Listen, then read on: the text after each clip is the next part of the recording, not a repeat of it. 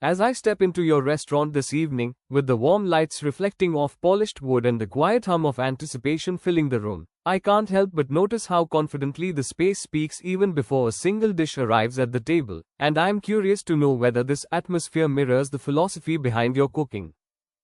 I'm glad you felt that, because for me a restaurant should whisper its intentions the moment someone enters, not shout for attention but gently invite curiosity, much like my food, which is designed to unfold slowly rather than impress all at once. And yes, the ambience reflects my belief that dining is an emotional journey rather than just an act of eating.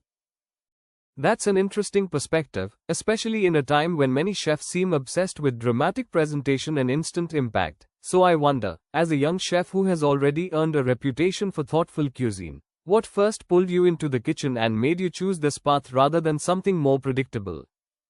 Honestly, my journey began not with ambition but with necessity, because growing up in a small household where food was our main language of love, I learned early that a well-cooked meal could soften arguments, heal long days, and create moments of silence filled with understanding. And somewhere between chopping vegetables beside my mother and experimenting alone late at night, cooking became the only place where I felt completely myself. That sense of intimacy certainly comes through in your opening dish, which balances comfort and complexity in a way that feels deliberate rather than accidental, and as I taste it, I find myself wondering how much of your personal story you consciously pour into each plate that leaves your kitchen. Every plate carries a memory, even when the guest doesn't know it, because while the flavors may seem refined and modern, the emotions behind them are old and deeply personal, and I believe that if a chef doesn't feel something while cooking, the diner will sense that emptiness even if they can't explain it in words. That idea challenges the traditional belief that technique should come before emotion, and yet your technical precision is undeniable. So I'd like to know how you balance discipline and feeling without letting one overpower the other in such a demanding environment. It's a constant negotiation, almost like a quiet argument between my head and my heart, because technique gives structure to emotion and emotion gives meaning to technique, and in the kitchen I try to honor both by practicing relentlessly so that when it's time to cook for guests, my hands move with confidence while my mind remains open to intuition.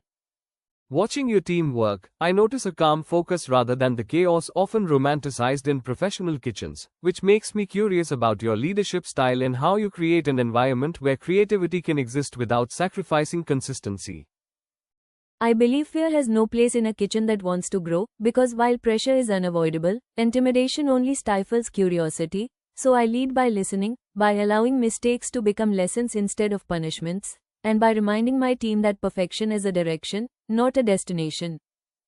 That philosophy seems especially relevant today, when diners are more informed and more critical than ever, and as someone whose job is to analyze and judge, I have to ask how you personally handle criticism, especially when it's harsh or misunderstood.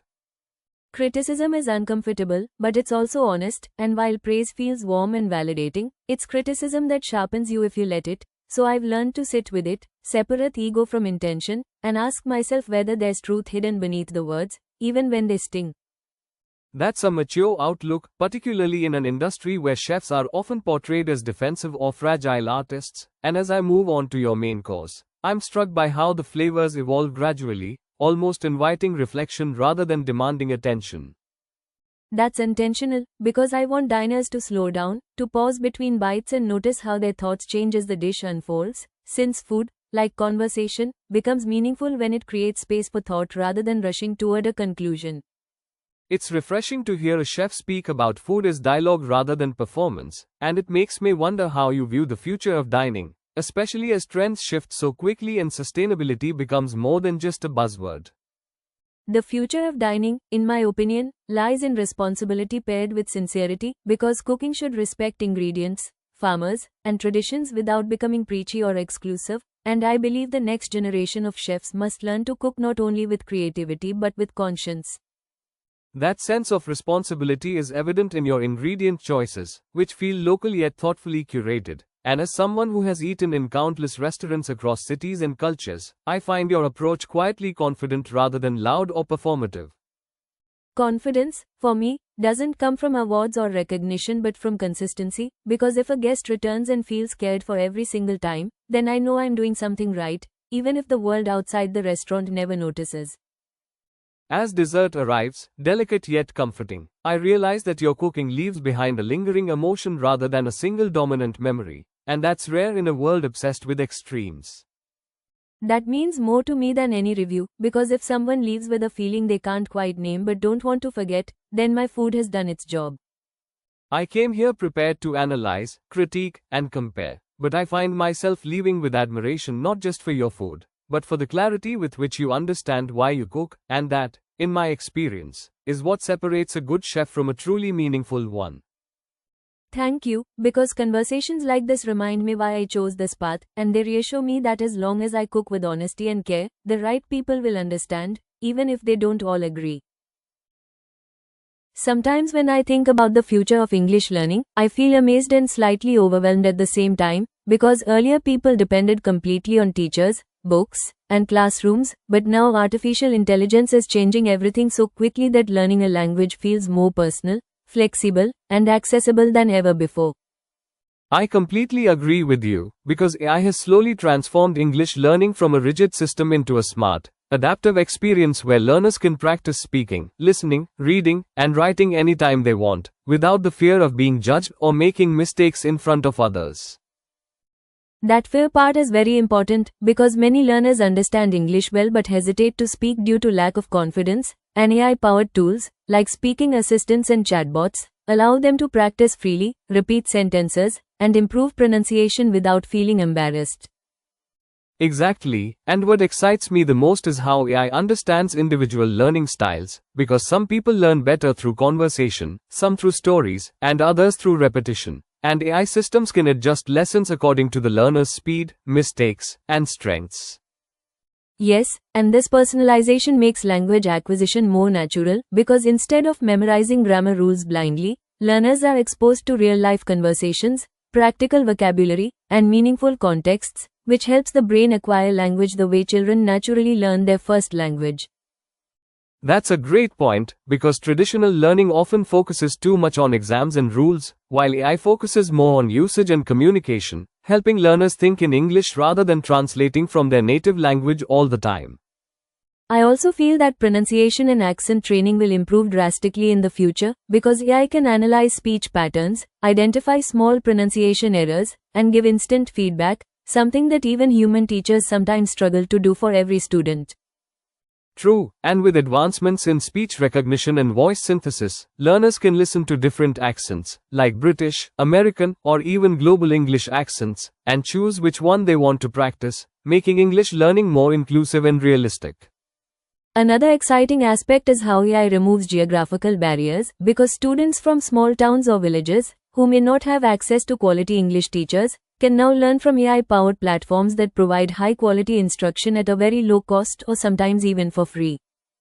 That accessibility is truly revolutionary, because English is no longer limited to elite schools or urban areas, and AI has the power to democratize language education by giving everyone an equal opportunity to learn and communicate globally.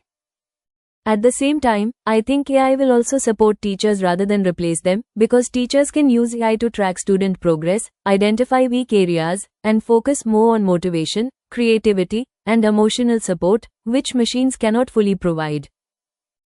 I strongly believe that too, because human teachers bring empathy, cultural understanding, and inspiration into the classroom, while AI handles repetitive tasks, practice sessions, and assessments, creating a balanced learning environment.